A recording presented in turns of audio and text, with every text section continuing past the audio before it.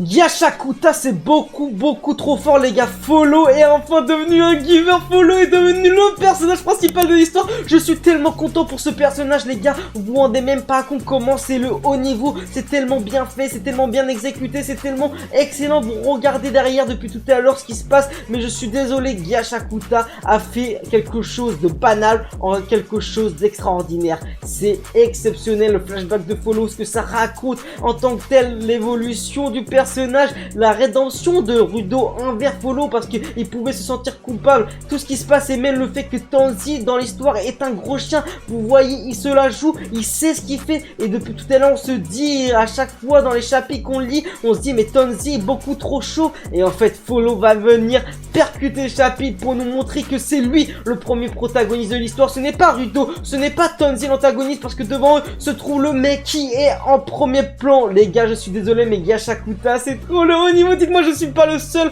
à frissonner devant les chapitres chaque semaine. En plus, le parallélisme entre la mort entre guillemets de Follow qui aurait dû avoir et celle de Lecto, ça a percuté directement dans le cerveau de Ludo. C'était quelque chose de formidable, c'était quelque chose d'extraordinaire, c'était quelque chose de bien exécuté. Il s'est accroché encore et encore